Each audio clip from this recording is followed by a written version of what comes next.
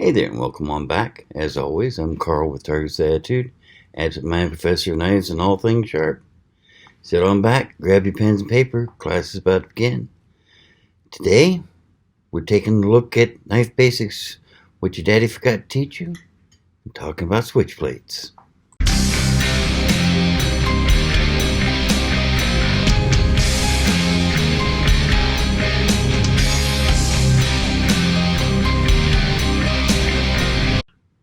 Yes, switchblades, or to be more technically accurate, automatic knives. A lot of people think they're still legal all across the country. Well, they're not, but before we get too deep into that, let's go ahead and get the syllabus work out of the way, shall we? If you're new to the channel, welcome. Here on Mondays, we do knife basics, which your daddy forgot to teach you. Basically, an intro level course helping those who are new to the world of knives find out a little bit more about their new hobby and what makes it so exciting to us. Help you understand a few terms and the like so that you have an idea of what those of us who have been in the world of knife collecting for a while are talking about. Then on Fridays, I do knife reviews, occasional review of camping or survival gear. For those of you who have been here before, welcome back. I'm glad to see you again. Just one question for y'all. Have you subscribed yet? It's easy if you haven't. I mean, seriously, just hit that button right down there that says subscribe. Then you click the bell next to it. That way you get notified every time I do a neat new video. It's a win-win situation. Win for you because you get to see all the neat new videos I do. Win for me because, let's be honest, the more subscribers I have, the easier it is to get these neat new things to show you. Plus, if I get enough subscribers before August, maybe I can start doing some live interviews and live streaming from Blade Show, which I think would be fantastic. You don't know about Blade Show? Well, I'll post a link down below, and on one of these Knife Basics videos, I'll go over it again from a slightly different view. But for now, let's get on with class, shall we? Now, when people think of switchblades, this is the classic knife that they almost always think of. An Italian stiletto, long thin blade, doesn't always have a red handle. I've seen them in mother of pearl, I've seen them in black, I've seen them in blue. But what makes a switchblade or an automatic knife a switchblade or an automatic knife? Well, by definition, it's this little button right here. According to the federal statute that originally made them illegal, a switchblade is any knife that is operated by activating a separate button or switch normally on the handle. This particular one was made in Italy. It's got a lock right there. Once that lock is activated, you can't open it. Take the lock off, brings right open. And they're not just stiletto style. There's plenty of companies making automatic knives nowadays. Even Kershaw makes one. And this particular one was made in the US, as you can see. So, let's take a quick look. This is the launch.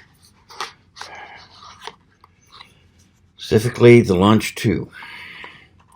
As you can see, just like the Italian stiletto, it's got a button on it right here. Push that button, blade comes straight out. And you can't close it until you push that button again.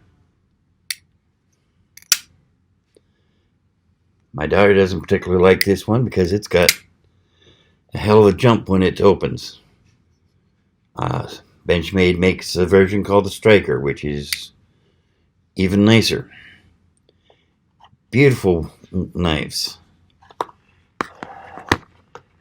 This, people keep trying to tell me is a switchblade. It's not, because this isn't the switch. That's a lock. Notice you push it, nothing happens. You have to open the blade manually, and then you can't close it until you push this button, making it a lockback. But people take a look at it and assume that it's a switchblade because of the shape of the blade and because of that. Sorry, no. You've got other knives, and I'll have people try to tell me this is a switchblade. This is assisted opening. What makes it assisted opening? There is a spring in it, just like a switchblade. And you can tell there's a spring because when you try to close it, it just pops right back.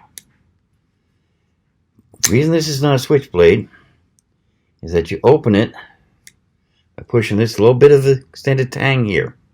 Everything that causes the knife to open or to start to open is the manual force you put directly on the blade. There's no separate switch on there, no separate button. And here's the other difference between this and a switchblade. If the spring breaks in this, you can still open it because you can either pull it open or you can put a little extra force on the extended tang and open it that way. With a switchblade, I don't care what you do, you cannot open that blade until you push the button. Even on the new Kershaw launch, you can't even get a grip on that blade. If you don't push the button, it won't open. Which means if the spring breaks, you can't open it. Broken spring on this means paperweight, at least until you take it to someone who knows how to repair it, or sends it back, or you send it back in to be repaired. So what's the difference between a switchblade, an assisted opening, and something like this? This one has the extended tang like the assisted opening, but notice if you just very faintly, it doesn't open all the way. And if you go to close it, you can shake it closed because there's no spring in there at all. Everything is strictly manual. Now this one is Zvivi Asticus in Damascus, to be exact, with carbon fiber scales. I just love this knife. It's so sweet. And it opens so nicely. But there's no spring, no nothing. Everything is completely manual. You will have some people try to say that this is a gravity knife. It's not. You have to get it to there, yeah, then you can shake it open. But you have to start it, at least start it manually. And it doesn't shake open that well unless you put a lot of wrist action behind it.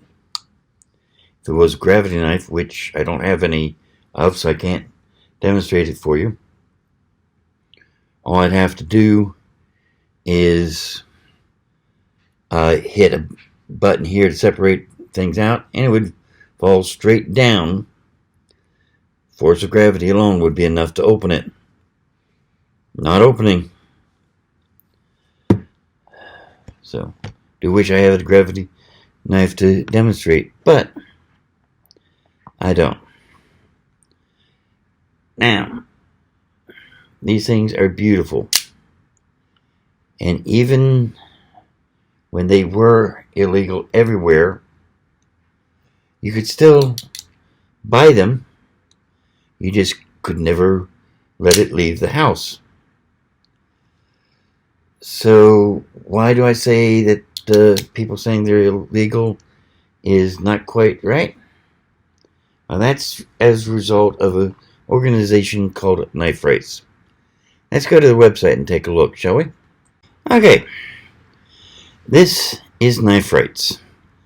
It is a group started in an effort to try to fight some of the more stupid laws out there. And they are a great, great organization. I support them highly. And they are just great. They started in 2006, as you can see here. And biggest reason they were started is that they got upset by how increasingly people are trying to demonize knives and make knives synonymous with weapons, no matter what type of knife they are or how or where. And what's been going on in England didn't exactly ease their mind either. Just an example of some of the idiocy that goes on in England, and I'm sorry if you live there, but I do consider some of it to be idiocy. There has actually been a publicized push recently to insist all new knives be made without tips. The theory is that in modern society there is no reason for a pointed end to a knife. It does you no good. We simply don't need it. And it goes on to say even kitchen knives don't need it. Obviously, no chef that I know of agrees with this. So, knife rights decided that since knives were properly tools, not weapons, and a rather important and rather needed tool, that they'd start with an organization kind of fight for their lives. One of the first things they managed to do is get some of the federal laws started being appealed. For instance, the Federal Switchblade Act. They helped get that overwritten and repealed. And they've just been doing a lot of fighting for various knife rights throughout the years. I mean, even this year when they're having troubles doing anything because no one can meet, they still managed to get the West Virginia knife law preemption repealed so that it's a lot easier to carry knives in West Virginia. They did a lot of work in New York. And just all over the country, as you can see. Not much here in South Carolina, but matter of fact, nothing here in South Carolina. But let's be honest. Under South Carolina state law, I could walk down the street with a 2-foot-long Bowie knife on my hip, and they legally can't stop me as long as I don't do something stupid, like try to use it to rob a store. Some of the local towns have ordinances they've passed to try to correct things, or as they think, correct things. Basically, I think of it as restricting my rights, but there you go. They've been fairly successful over the years.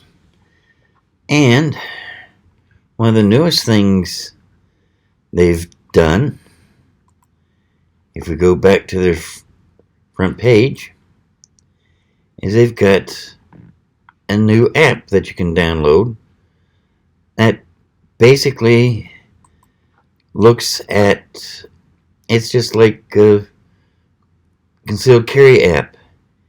It gives you a look at the laws of all the states, so that, say, someone from Texas is going to New York City, they have an idea of what they can and cannot bring with them, so that they don't accidentally get arrested for carrying a knife that's perfectly legal where they live, but New York City has determined to be something used only by street gangs and hoodlums,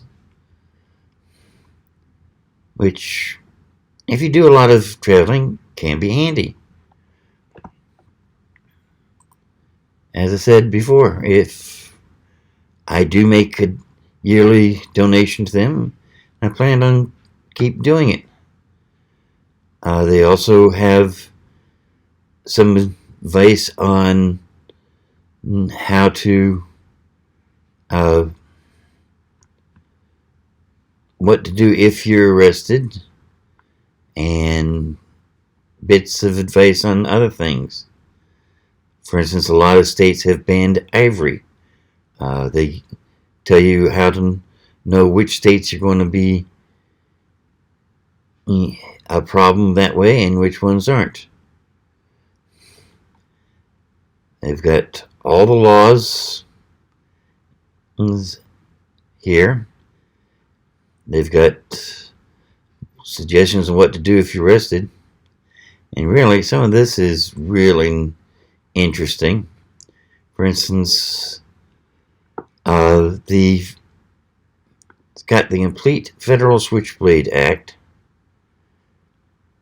which was passed back in 1958 and was, quote, an act to prohibit the introduction or manufacture for introduction into interstate commerce of switchblade knives and for other purposes.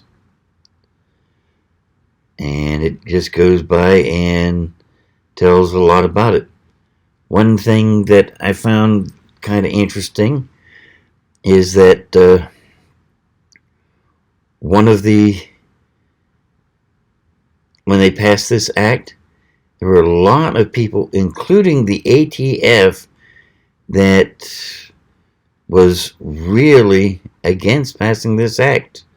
Matter of fact, the ATF put out a statement putting forth the theory that let me see if I've got this right here. That the passage of this act will primarily result in the restriction of knives to sportsmen, hunters, and fishermen, removing from their arsenal a knife handy for easy deployment for sporting purposes such as cutting lines, skinning deer, and freeing trapped animals. So yeah, the ATF didn't think it was right to ban switchblades. Kind of interesting, don't you think? But that gives you a bit of information. I really suggest you check Knife Rights out, read some of it yourself. It'll get you a lot of information you never knew about. So there you have the basic ideas. What makes a knife a switchblade, what doesn't. Gives you a few other tips. And as I say, each state is different. Where my nephew lives up in Delaware, you can have a switchblade in your home, but even just getting it there after you bought it can be a real test of your ingenuity, because if you're caught with it, you're under arrest, even if you just bought it and are taking it home and have no intention of the knife ever leaving home. So sorry, you're still transporting an illegal knife. Here in South Carolina, they're completely legal as long as, and I quote, it is not engaged in the pursuit of a crime or concealed. That concealed part is kind of fuzzy in my opinion, because, well, let's face it, you put this in your pocket, all of a sudden it's concealed. Basically, from what I understand from a couple police officers I know and I'm friends with, the whole idea is to give cops a way to do something if they think you're up to no good. Say you're lurking around a dark alley at 2 o'clock in the morning from a pawn shop where the owner is known to stay very late and then take large amounts of cash to the bank right down the street every night, somewhere between 1 and 2 in the morning, or right around the corner from a bar that has just closed or is just about to close, something along those lines. But yeah, if you're not acting suspicious or you're not doing something dumb, you can carry this in South Carolina all day, all night, and no problems. And the new automatic knives from Kershaw, Benchmade, even Buck makes an automatic knife. But I'm starting to get a little bit long-winded in my ramble here. We covered most of what you need to know. If you have any questions or if I wasn't clear on anything, don't hesitate to put a comment down there and I'll get to you just as fast as I can. Always glad to try to clear something up if I wasn't as clear as I should be. Meantime, I'll wish you luck. Post a couple videos here that you might find interesting. And of course, you can always hit this target over here to subscribe. And we'll see you later this week when it's time to review another knife. Till then, bye now.